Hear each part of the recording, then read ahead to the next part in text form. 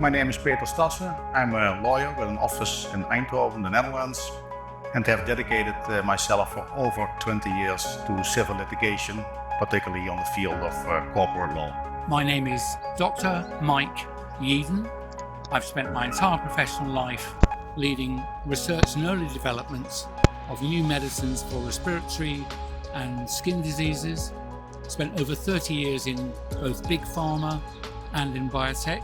My name is Katherine Fitz, and I am the publisher of the Solari Report, and I am the former partner and member of the board of Dillon Read, an investment bank on Wall Street, and the former Assistant Secretary of Housing in the first Bush administration. I'm Joeseph Sansone. I'm a psychotherapist with a bachelor's degree in psychology, a master's degree in clinical mental health counseling, and a PhD in psychology. My name is Sasha Latypova. I'm an expert witness. My name is Katherine Watt. I'm a Catholic American writer and paralegal. The central argument in these substantive proceedings is that COVID-19 is not a disease, but a project. And this project is described in the book COVID-19, The Great Reset, co-authored by Klaus Schwab.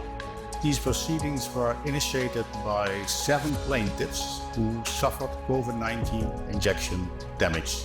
They had serious injuries, and they concluded they had been seriously misled regarding the risks associated with these injections, and one of them has since passed away. The substantive proceedings have now reached a point that an oral hearing must be scheduled to discuss before the court the merits. In that context, 5 experts have been nominated in these proceedings who can explain that they are not vaccines, but bioweapons being used in the implementation of the COVID-19 project.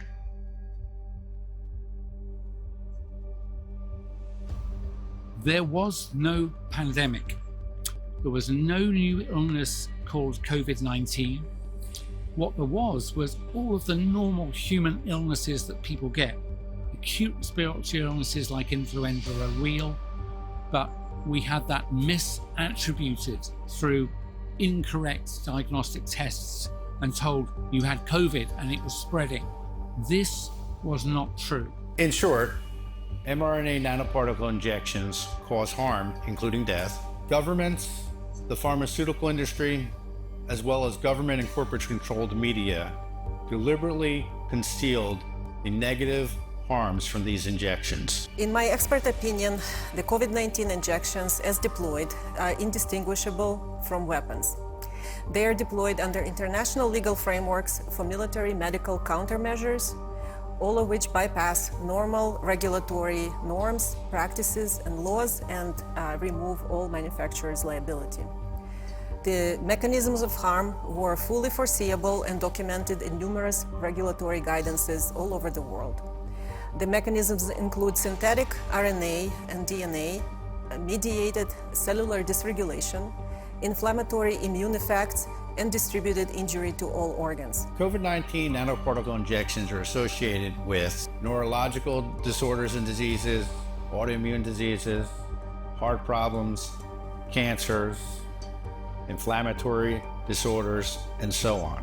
These rejection reactions can and do take the form of autoimmune conditions such as asthma and allergies, neurological disorders such as multiple sclerosis and autism. The COVID-19 nanoparticle injections are associated with a 1,236% increase in cardiac arrest death, a 112,000% increase in brain strokes when compared to the traditional flu shot.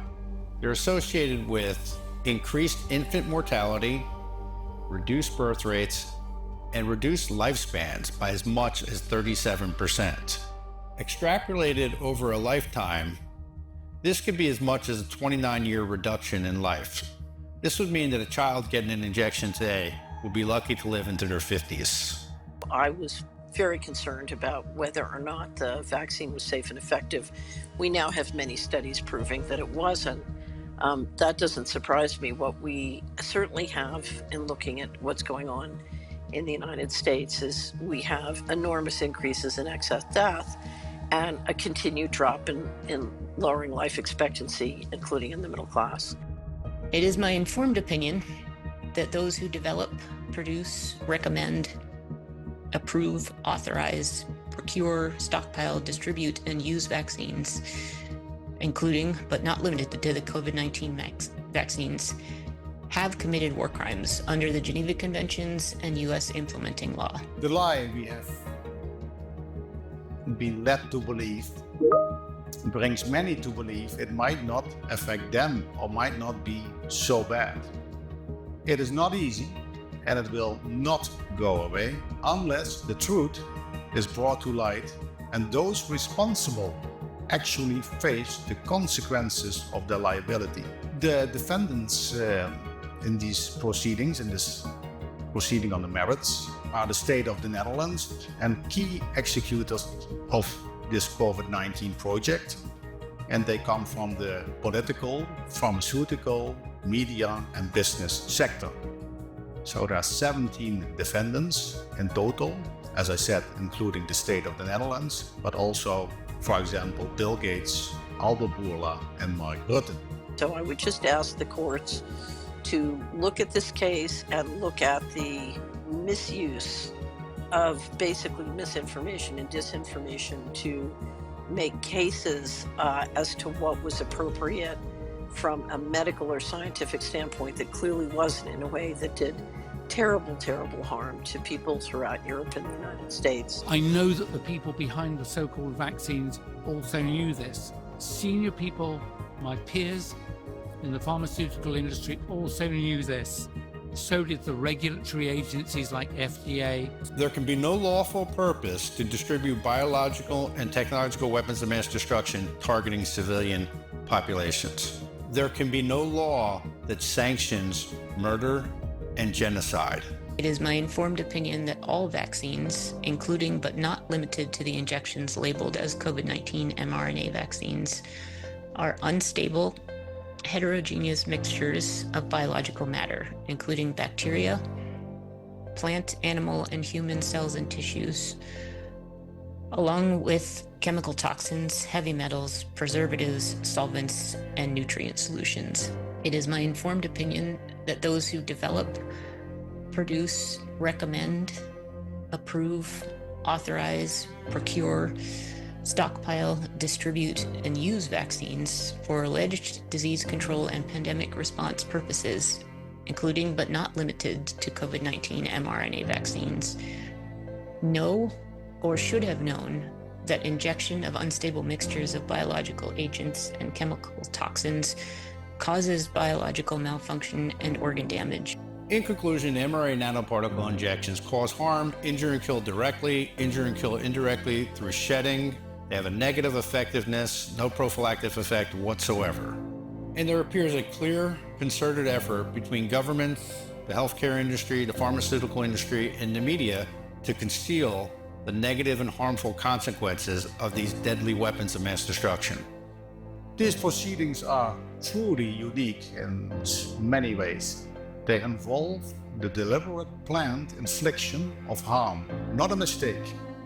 And the global scale on which this is happening is unprecedented. One can argue whether either is genocide or democide, but it's certainly mass murder. First and foremost, everyone who loves the truth should follow and support this process. Suppressing the truth is immoral